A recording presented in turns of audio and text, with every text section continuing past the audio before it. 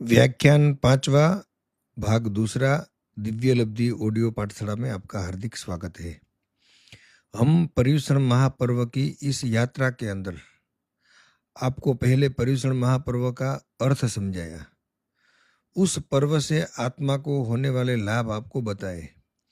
अब उसी पर्युषण महापर्व के अंतर्गत जब हम परमात्मा के इस जीवन को समझने का प्रयत्न करते हैं, तो जैन धर्म के 24 तीर्थंकर भगवान में से महावीर स्वामी परमात्मा के जीवन को विशेष रूप से इस पर्युषण पर्व के दरमियान समझाया जाता है, बताया जाता है और उसको अनुभव भी कराया जाता है। और उसी से संबंधित हमारी ये बात अभी चल रही है कि भगवान का जन्म इस पृथ्वी के ऊपर कैसे होता है। तो जब जन्म होता है उसके पहले भगवान का च्यवन होता है।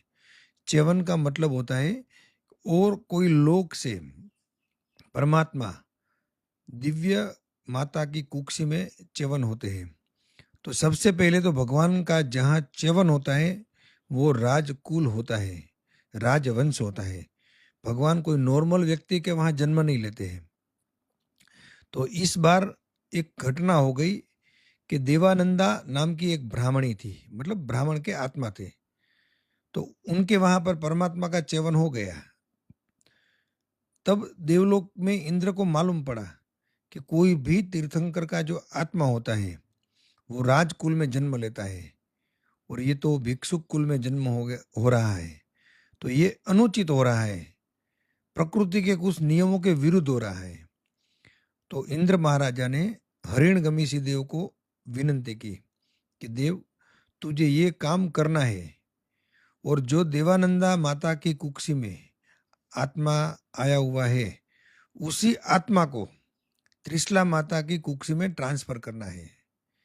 ये आज हम लोग जो देख रहे हैं ने, ये क्रिया तो महावीर स्वामी के टाइम में हुई थी कि देवानंदा माता की कुक्षी में से भगवान के आत्मा को लेकर के त्रिशला माता की कुक्षी में ट्रांसफर किया था। यहाँ पर मन में प्रश्न होता है कि ऐसा इंद्र ने क्यों किया। तो जैन शास्त्रों में उसका उल्लेख ऐसे आता है कि भगवान ऋषभ देव के टाइम में महावीर स्वामी भगवान के आत्मा ने बहुत बड़ा गर्व किया था कि मैं उच्च कुल में आया, मेरे दादा भगवान हैं, मैं खुद भगवान बनने वाला हूँ, मैं इतना महान हूँ। वो जो गर्व किया था ने, उसके कारण उनको वहां पर नीच गोत्र कर्म का बंध हुआ था। तो वो नीच गोत्र कर्म का जो बंध हुआ उसके कारण उनको देवानंदा की माता की कुक्षी में थोड़े टाइम के लिए आना पड़ा। उस कर्म को भुगतने के बाद वो त्रिशला माता की कुक्षी में आ गए। तो यहाँ पर आपको ये सोचना बहुत जरूरी है कि आप किसी से भी डरो या न डरो, भगवान से भी एक बार नहीं डरोगे तो चलेगा, मगर अपने कर्मों से डरो, क्योंकि कर्म भगवान को भी नहीं छोड़ता है। अब हम हमारी बात को आगे बढ़ाते हैं।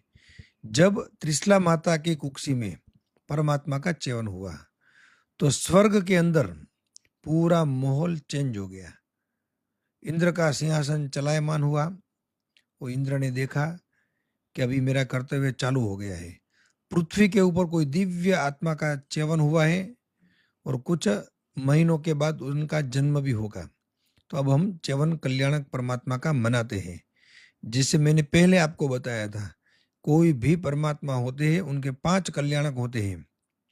च्यवन कल्याणक, जन्म कल्याणक, इसके बाद उनका दीक्षा कल्याणक, इसके बाद केवल ज्ञान कल्याणक और उसके बाद मोक्ष कल्याणक। तो ये 5 कल्याणक के अंदर से अब हम च्यवन कल्याणक की बात को आगे बढ़ा रहे हैं।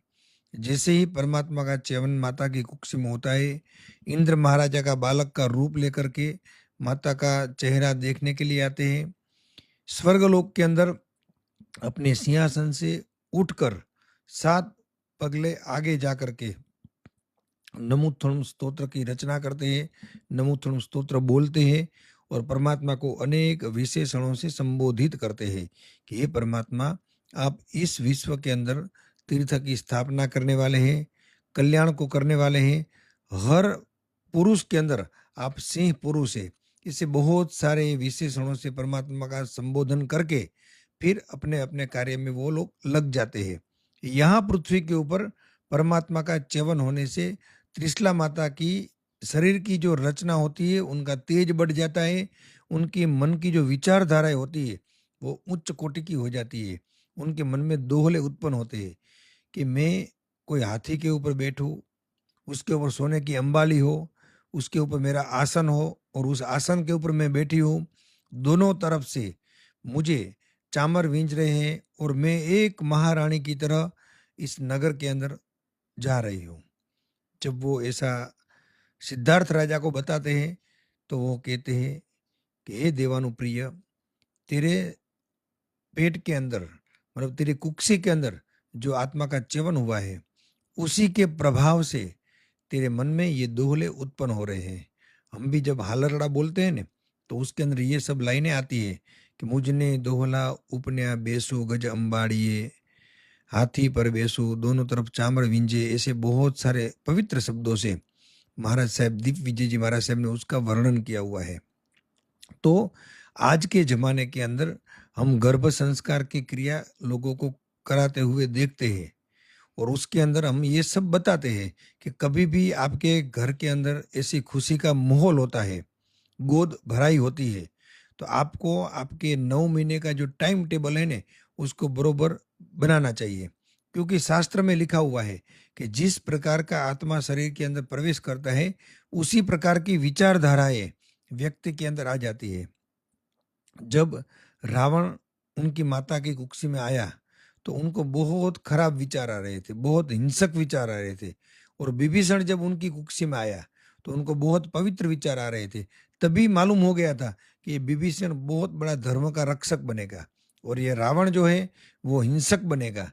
तो कहने का मतलब ये है कि हमारे जीवन के अंदर जब ऐसी घटना बनती है, हमारे घर में जब ऐसी घटना बनती है कि कोई नए आत्मा का च्यवन होता है, तो उस टाइम हमारे जो 9 महीने का टाइम होता है ना, उसको बरोबर आप संकुलित कर लो और संकुलित करके उसको बरोबर टाइम टेबल बना दो। आपके जीवन में उस 9 महीने के दरमियान खाने में, पीने में, रहने में, बोलने में और आपके व्यवहार में जो भी फ़र्क आ जाता है ना, उसको डिटेल से आप डायरी में शॉर्ट में लिखो। लिखते-लिखते उस डायरी को सँभाल के रखो।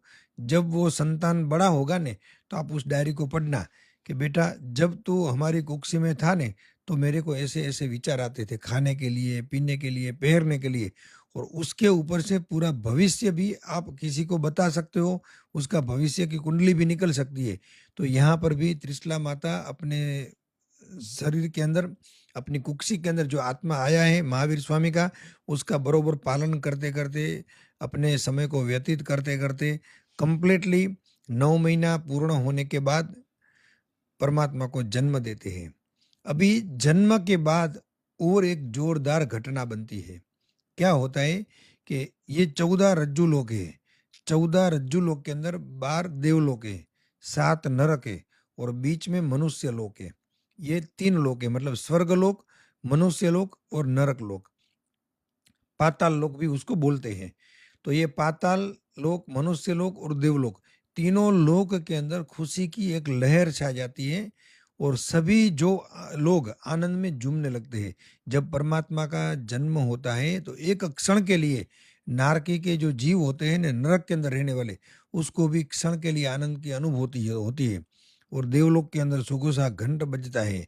उसका ध्वनि सुनते ही सब देवलोक के देव एकदम खुशी से नाच उठते, झूम उठते और सब लोग इंद्र की सभा की ओर आगे बढ़ने लगते हैं। जब इंद्र की सभा के पास सब देवलोक के देव आ जाते हैं, तो इंद्र महाराजा सबको उद्घोषण करते हैं कि पृथ्वी लोक के ऊपर त्रिलोकनाथ परमात्मा का जन्म हुआ है और उनके जन्म महोत्सव को मनाने के लिए हमें पृथ्वी लोक के ऊपर जाना है। पंच कल्याणक पूजा के अंदर बताया गया है, करे पालक सुर अभिधान तेने पालक नामे विमान प्रभु पार्श्वनु मुखड़ू जोवा भवो भवना पातिक खुआ। अब करे पालक सुर अभिधान इन्हें पालक नाम है विमान। ये विमान जो है ने बहुत बहुत लाखों योजन बड़ा होता है जिसमें करोड़ों लोग बैठ सकते हैं। ऐसे विमान को वहाँ पर लैंडिंग करके सभी देवों को बुला करके अपनी-अपनी जगह पे बैठाने का आदेश करते हैं और सब लोग करोड़ों देव एक साथ में विमान में बैठकर पृथ्वी लोक की तरफ प्रयाण करते हैं। अब यहाँ पर ये भगवान का जन्म हो गया है, देवलोक के अंदर आनंद का वातावरण छा गया है, सब देव इकट्ठे हो गए हैं और बाद में क्या होता है वो हम पार्ट 2 में आपको बताएँगे, पार्ट 3 में बताएँगे। तो आप ध्यान से ये पार्ट 3 भी सुनना और ये किस्सा आपको बहुत अच्छा लगा हो, तो आपके पूरे परिवार में, ग्रुप में, स्वजनों में इसको फॉरवर्ड करना और हमारे चैनल को लाइक भी करना और अच्छा लगे तो एक कमेंट भी करना। जय जिनेंद्र।